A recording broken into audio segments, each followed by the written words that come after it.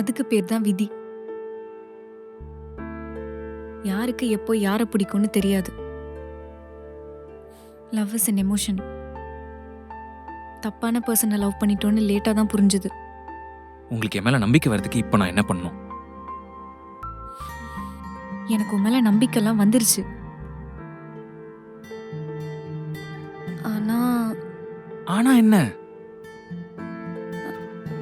எங்க அப்பாக்கு இதுல விருப்பம் இல்ல. என்னால எங்க அப்பாவோட பேசி கன்வின்ஸும் பண்ண முடியல. அம்மாடி, மாப்பிள்ள போட்டோஸ்லாம் வந்திருக்குமா, உனக்கு அனுப்பியிருக்கேன் பாரு. அப்பா, என்னம்மா, திரும்ப ஏதாவது காரணம் சொல்ல போறியா? இங்க பாருமா, உன்னை இப்படி பார்க்க என்னால முடியலம்மா. ஏற்கனவே நடந்ததெல்லாம் மறக்க உனக்கு நிறைய டைம் கொடுத்தாச்சு. இதுக்கப்புறம் பிடிவாதம் பிடிக்காத, அவ்வளோதான் சொல்லிட்டேன். எனக்கு கல்யாணம் வேணான்றதை தாண்டி நான் வேற ஒரு பிரச்சனையில இருக்கேன்ப்பா. அப்படியா? அப்படி என்னம்மா பிரச்சனை உனக்கு? சொல்லுமா. இல்லப்பா,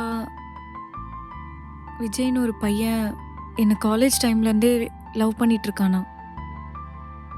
இங்க பாருமா, மறுபடியும் நீ லவ் பண்றேன்னு சொல்ற பையனுக்கு கல்யாணம் பண்ணி கொடுக்க எனக்கு இஷ்டம் இல்லை. ஆனா இப்படிலாம் நீ சொல்ல மாட்டியே. கல்யாணமே வேணாம் வேணாம் சொல்லிட்டு இருந்த, இப்ப யாரோ ஒரு பையனை பத்தி பேசுற. அதான்ப்பா எனக்கும் தெரியல. நான் பாட்டுக்கு என் வேலையை பார்த்துட்டு போயிட்டு இருந்தேன். பின்னாடியே ஃபாலோ பண்ற ஒரு பையனை கூப்பிட்டு வச்சு பேசி இன்னைக்கு அவன் லவ் அக்செப்ட் பண்ற நிலைமையில வந்து நிக்கிறேன். அம்மாடி, நான் பார்த்து வச்சிருக்கிற பையன் ரொம்ப நல்ல பையன்மா. அதுவும் இல்லாம அவன் என் பழைய ஃப்ரெண்டோட பையன். அவனை மட்டும் நீ கட்டிக்கிட்டனா அப்புறம் உன்னை பத்தி கவலைப்பட வேண்டிய அவசியமே எனக்கு இருக்காது. அது இல்லப்பா. நீ எதுவும் பேசாதம்மா. ஏற்கனவே நீ லவ் பண்ண பையனை கல்யாணம் பண்ணி இவ்வளவு நாளா நீ படுற கஷ்டம்லாம் போதாதா? அதுவும் இல்லாம நான் சொல்ற மாப்பிள்ளைக்கு உன்னை ரொம்ப பிடிச்சிருக்கான். அடுத்த வாரமே பொண்ணு வீடு பார்க்க வராங்களாம்.